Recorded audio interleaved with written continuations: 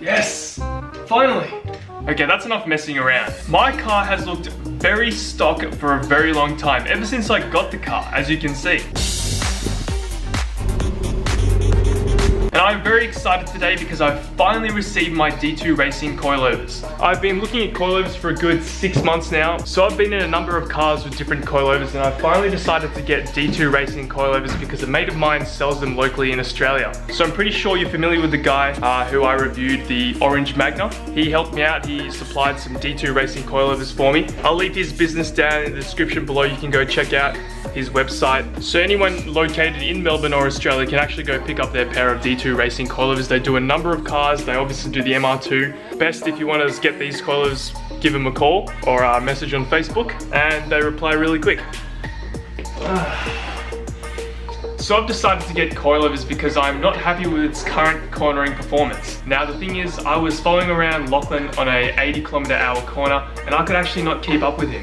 He was going around real hard and my MR2 seemed to not be able to pull into the corners hard enough to keep up. Not only that, I'm not satisfied with the wheel gap between the fender and the wheel. Coilovers will definitely improve the look of the car, improve the performance of the car, pretty much just change the whole entire look and feel. So that's the aim of getting these coilovers. I've been looking at coilovers for a while and I'm so happy that I've finally received them. Let's get to the install.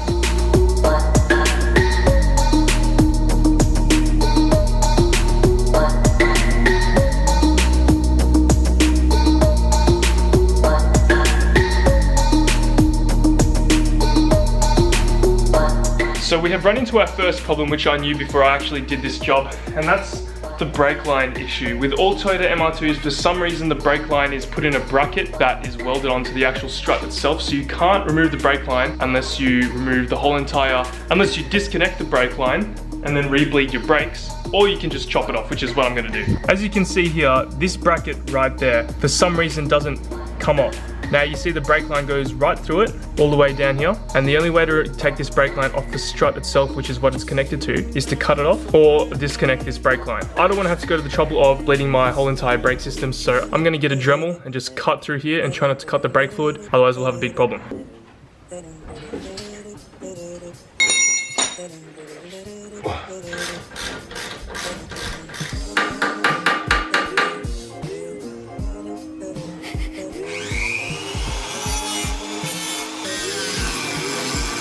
Alright, so you can see that this is all cut open and we can just freely slide that brake line out. And it doesn't matter if you ruin this because this is coming straight out the car and this is connected to the actual stock strut itself, so this will not be used again.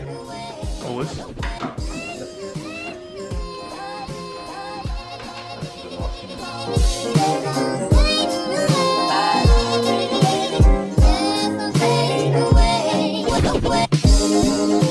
Make sure you remember to remove the sway bar link.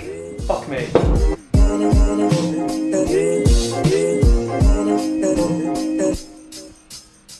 Alright, so we have all the suspension components out, as you can see. We've got all the stock ones, we've got the front ones and the rear ones. And I'm just going to do a quick comparison of the brand new D2 coilovers that I've bought compared to the stock struts.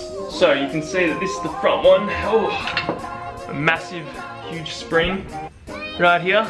And then we have the much smaller and stiffer D2 Racing coilover. You can see that there's a massive size difference which will allow for bigger, well, more room for different wheels. We've also got dampening adjustment, obviously that's what most coilovers come with. It's pretty cool with its purple design. Not that you're going to ever see it. One thing with these coilovers is that you are going to have to actually set the preload on them. That's something that a lot of other companies beside BC do. So you're going to have to set the preload by adjusting these dingos right here. And here we have the rear ones. You can see that they're also quite a large spring, got quite a bit of weight to them, and they're crusty. You can see that the boots are falling off on all these struts. Here's the rear coilover. You can see that the size, just like the front ones, are a lot smaller than the stock ones. and everything is the same. So you've got damping adjustment point here, and we've also got the sway bar link port here. But yeah, it's pretty much a plug and play install besides the preload setting. After that, I'm gonna lower the car and it all should be done. Your brother's gonna be there for about 40 years. Hang on. Story on, go. Yeah. And 4 hours later, we are finally done. This has actually taken a lot longer than I thought, simply because firstly, we actually had to cut those brake line holder things. So like I showed you before, you can see down here that I had to chop these and move these out the way. That took a bit of time. As well as that, we also had to remove the rear calipers. And we have to do this because for some reason, Toyota puts their bolts the other way around. So what would happen is if you remove the bolt, it would actually hit that line right there and you wouldn't be able to get the bolt out. So what I've gone and done is actually turn the bolts the other way around. So when I do this again, well, if I ever need to do this again, I can simply just take the bolt out and won't have to remove the caliper. A lot of people do that. I've seen a lot of people do that on the forums, but those are the two most difficult things. Also, I'm gonna have to torque everything down. For those who are wondering, both the front and rear struts torque down to 173 Newton meters, and that's where the coilover is connecting to the strut. These are the two big bolts that are on every single corner. But we should be pretty good to go from here. We've got everything installed. All we need to do now is put the wheels back on, lower the car, see what it's like, and if I like it, adjust, well, don't touch it. If I don't like it, adjust it. I'm pretty sure that I'm gonna have to get some sort of like wood block because the car is gonna be sitting very low. I think especially on the rear, I think we're gonna be tucking real hard there, so I'm gonna have to adjust that. But we'll see. Let's get this going.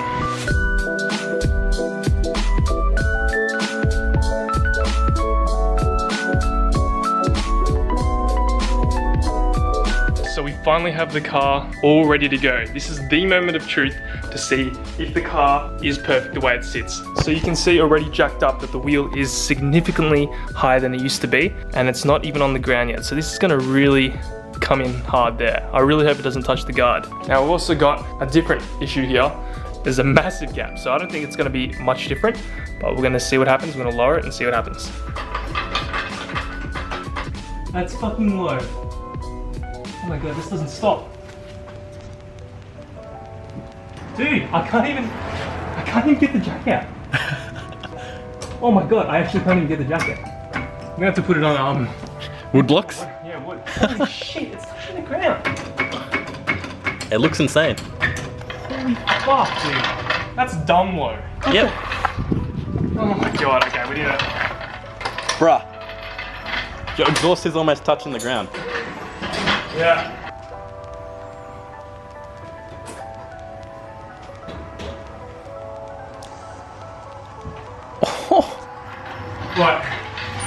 What? Needs to be lowered more, but oh. Dude, your back is tucking. What the fuck?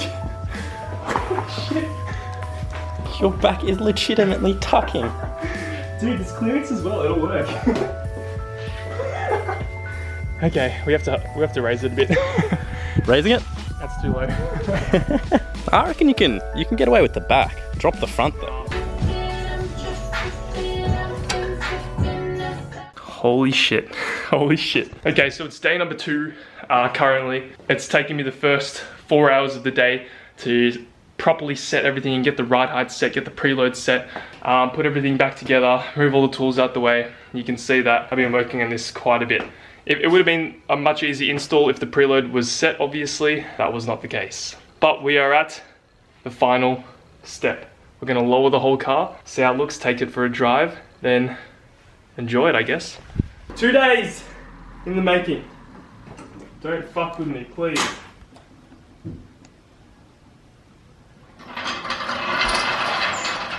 Not bad. All right, I'm gonna have to take her for a little bit of a drive first, just to like set everything, obviously, but that's with the car on wood. When the car's off the wood, it's going to be miles different. You can see that that's about what? About an inch and a bit? Yeah, it's pretty slim. Couple centimeters, yeah. It's going to be crazy different. You can see look at that gap. I used to be able to fit my full fist in there. It's been a long day. It's been a long day. Let's get this car out.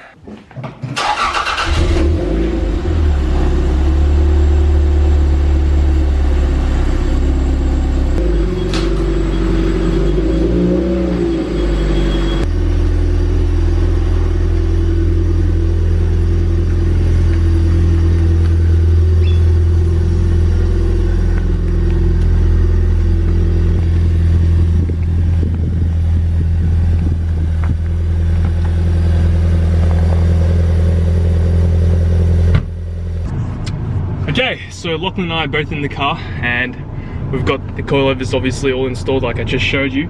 We're just gonna go for a little bit of a drive, go over some bumps. Currently I've got it on the stiffest setting. It's not too low, so we'll be able to go over everything fine, hopefully. See how stiff it is. Oh, that's pretty stiff. You can feel it. That's pretty stiff. Oh, steering feels off. My steering feels very off.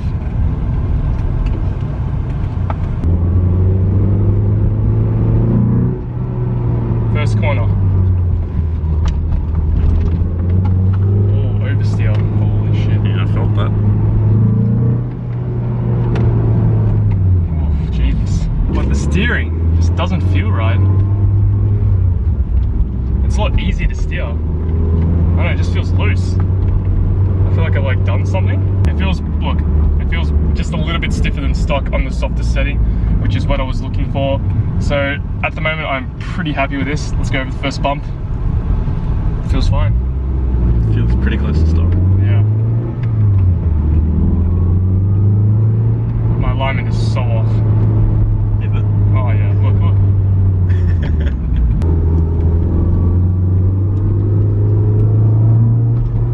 Steering is so off, holy shit. It feels sloppy. Is that just me? Look. There's like a real big dead spot in the steering. Like if I'm moving it quite a bit and I'm not even moving anywhere. I think that's all just to do with the alignment. So I'm probably gonna have to get this car aligned before I do a real proper review. But let's go take some shots of it. Let's go back and have a look at how they actually look in the car.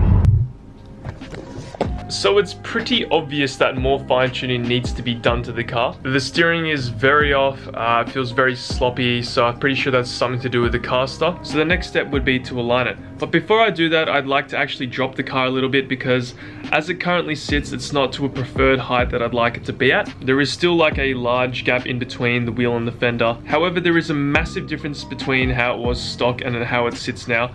I'll quickly show you a clip of what it looks like. You can see that there isn't a drastic difference, so next video I'm going to lower the car a little bit more, try to fine tune as much as I can before I get an alignment, and we'll see how it goes from there. So after I've got the car fully dialed in, I'll then do a review on the D2 Coilovers. Like I said before, you could go get these coilovers by checking out Mit's Fix. Just check out their Facebook page, I'll leave it in the description below so you can go check that out if you want your own coilovers, D2 Coilovers. But yeah, I don't really want to say anything yet because I haven't had a proper drive in the car with the coilovers installed, because I don't really want to drive it because the tires aren't pointing in the right directions right now. Before I conclude my video, I'd like to say a massive thank you to my patrons. Because of you guys, I'll be putting time into developing stickers, t-shirts, merch, whatever you guys want. I've seen a lot of comments from the previous videos that people want t-shirts and stuff. We'll see how it goes, but that's going to be the start of the fun towards some merchandise, I guess. So if you want to help support some builds, I guess go check out my Patreon. It's down in the description below as well. Thank you everyone, especially the patrons. A review will be coming up soon on the D2 Coilovers. Stay tuned, and I'll see you guys in the next one.